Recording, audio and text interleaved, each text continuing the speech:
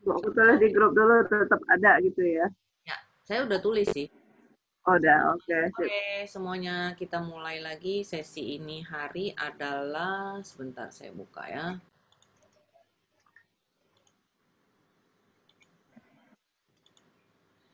Tujuan kita sebenarnya adalah bahwa kita mau bertransformasi.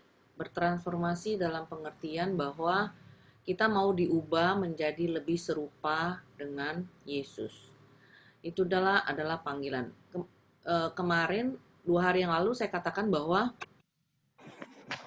em, kita ini adalah makhluk sosial karena Tuhan kita juga adalah makhluk sosial. Karena ada Allah Bapa, Allah Putra, Allah Roh Kudus. Dan kita juga adalah makhluk sosial dan hukuman yang terberat bagi manusia adalah diisolasi. Oleh karena itu kita mesti berelasi.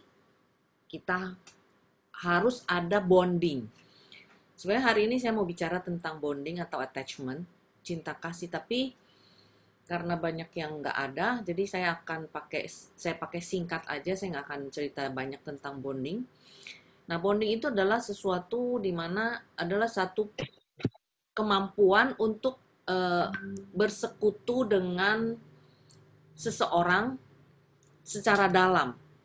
Jadi, kemampuan untuk bersekutu atau berelasi dengan orang atau dengan Tuhan secara lebih mendalam, eh, sehingga kita berani tampil di hadapan orang itu tanpa takut dihakimi, kita berani tampil dengan apa adanya kita. Jadi itu bonding. Jadi bonding itu terjadi kalau kita punya kemampuan dan keberanian dan kepercayaan untuk menyatakan diri kita kepada orang tersebut tanpa takut ditolak atau tanpa takut dihakimi.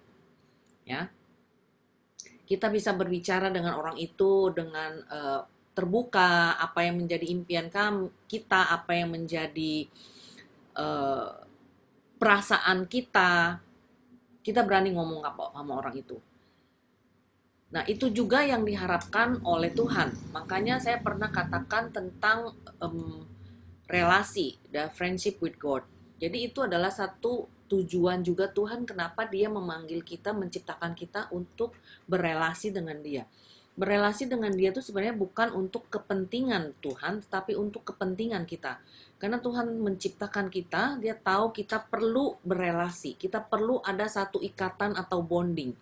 Jadi kita nggak bisa menjadi makhluk yang terisolasi. Kalau kita menjadi makhluk yang terisolasi, kita menjadi roh kita akan menjadi sengsara dan akhirnya roh kita akan mati. Itu yang terjadi. Bonding ini kita pelajari dari kita masih di dalam kandungan mama kita. Jadi bonding itu terjadi pada saat kita dilahirkan, pada saat kita di dalam kandungan kita sudah merasakan bahwa kebutuhan kita, semua kebutuhan kita itu kita dapatkan melalui tali pusar kan. Apa itu? Cord. Kalau tahu lah pokoknya ya. Lalu sesudah kita dilahirkan, kita dari orok, dari bayi, kita kalau nangis, pasti kita diberi makan kan? Karena orok kan, kita pasti dikasih susu, kita didatengin, kita ditepuk-tepuk, disayang-sayang. Kalau kita nangis, kita diladenin, kita nangis, kita dipedulikan. Nah, kalau perhatikan, anak yang kalau nangis pada saat dia orok, terus nangis nggak dipeduliin, dia nggak akan bertumbuh rasa percaya dirinya. Karena pada saat umur 0 sampai dengan 1,5-2 tahun itu, anak belajar bertumbuh di dalam hal percaya. Percaya dan tidak percaya. Di situ dia harus belajar percaya dan tidak percaya. Lalu nilai yang bertumbuh pada saat itu adalah harapan.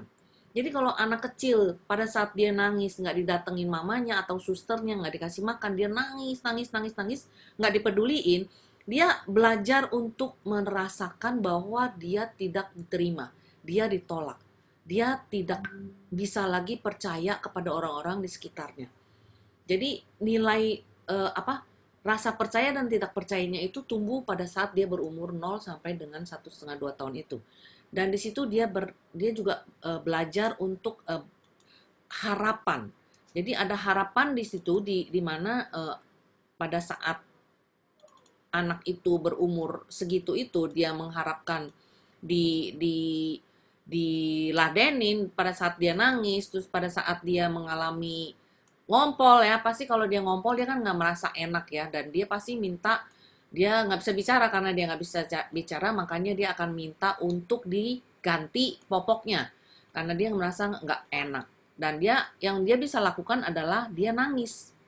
Nah pada saat dia nangis kalau nggak ada diladenin, nggak diganti popoknya, akhirnya yang ada dia tidak bisa merasakan bahwa dia dikasihi atau dia tidak bisa percaya kepada eh, orang-orang di sekitarnya. Jadi nilai basic yang harus tumbuh pada umur itu adalah harapan. Jadi pada saat dia nangis, dia berharap ada seseorang datang melayani dia atau membuat dia comfortable kembali dengan keadaan dia. Entah itu dia lapar, entah itu dia merasa nggak enak karena dia ngompol, basah, atau karena dia gitu ya. Jadi anak kecil itu belajar di umur itu. Itu tentang bonding. Nah, hari ini saya mau memberikan tugas. Tugasnya adalah membuat perjalanan hidup kita dari umur bayi, dari sejak yang kita ingat aja sampai dengan hari ini. Contohnya yang saya bisa kasih adalah ini.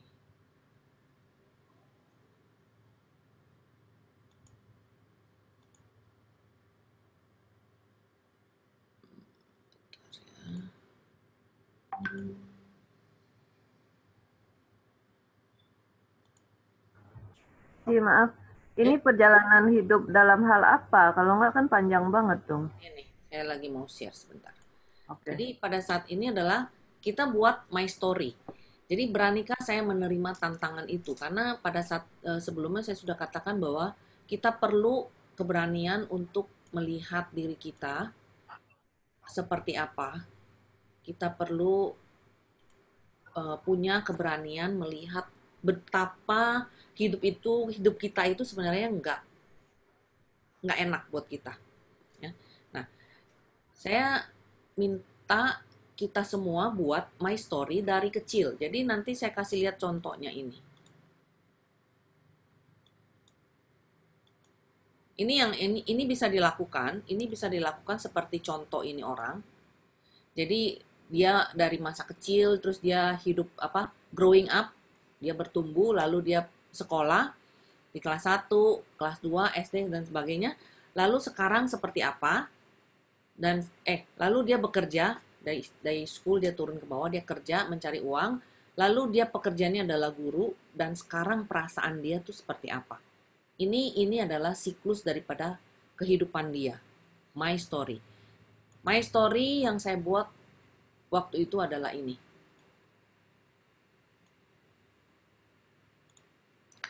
Ini adalah masa kecil saya. Ini masa kecil saya. Ini adalah saya nih.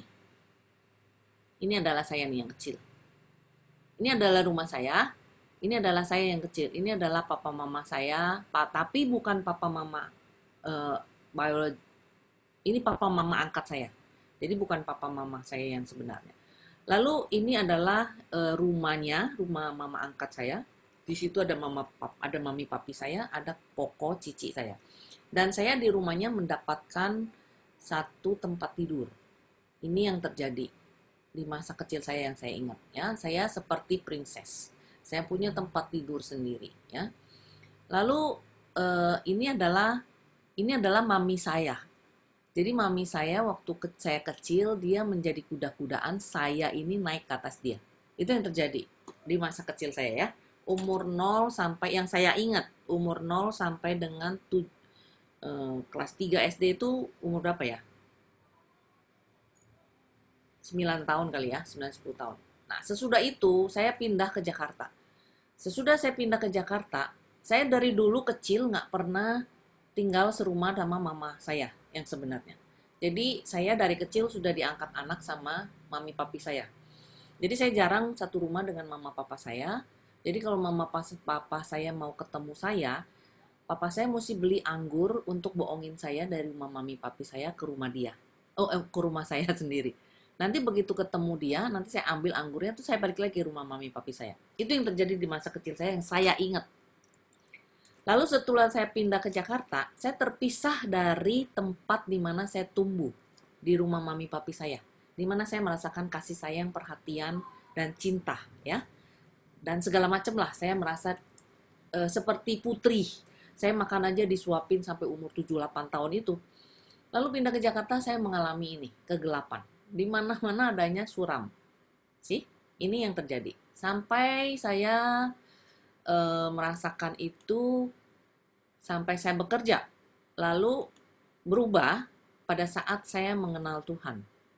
Nah, perubahan itu terjadi pada saat saya masuk ke KKKA, lalu saya dibaptis ya.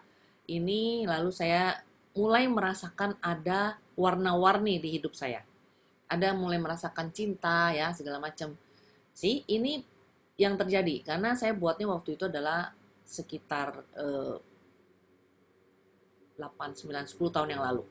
Saya belum buat lagi yang baru. Tapi ini yang terjadi. Jadi saya mengalami warna-warni di dalam kehidupan saya setelah saya mengenal Tuhan. Saya merasakan cinta Tuhan. Ya, jadi hidup yang tadinya gelap ini jadi terang karena saya mengenal Tuhan, lalu terjadilah sukacita, damai dan sebagainya. Itu yang terjadi. Oke. Nah, seperti itu yang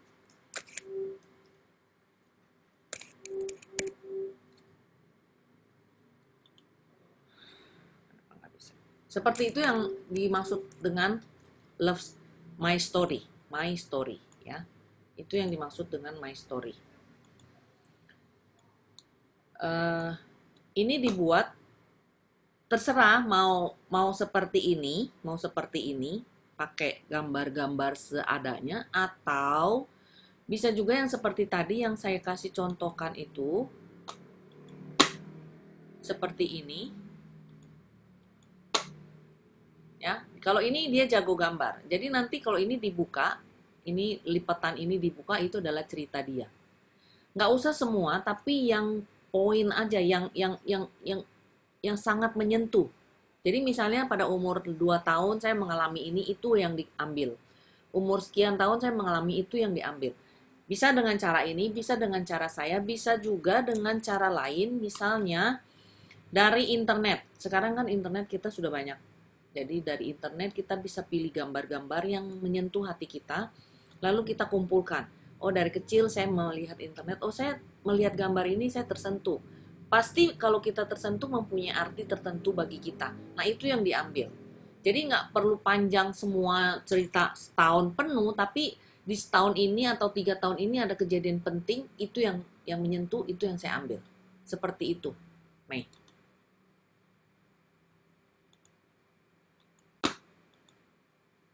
Oke?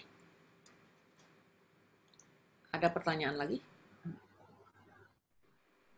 Tadi keputus pas ngomong yang terakhir sih. Yang mana ya? Ini yang paling menyentuh terus. Ya, jadi pada saat kita membuat My Story, hanya kita pilih gambar-gambar atau kita lukiskan atau kita tempel atau dari koran atau dari manapun gambar-gambar yang menyentuh, yang yang yang yang men, yang berarti di dalam hidup kita. Jadi misalnya setahun saya nggak mengalami kejadian yang signifikan, ya sudah nggak apa-apa. Tapi selama mungkin misalnya dari umur 0 sampai dengan umur 6 tahun ada kejadian yang signifikan yang saya ingat. Nah, itu yang saya buat. Atau misalnya kalau kamu ambil dari internet, kamu lagi cek gitu gambar-gambar, tiba-tiba kamu tersentuh melihat gambar ini, mengingatkan kamu akan peristiwa di masa lalu kamu, nah itu kamu ambil. Seperti itu. Oke? Oke. Ya. Oke.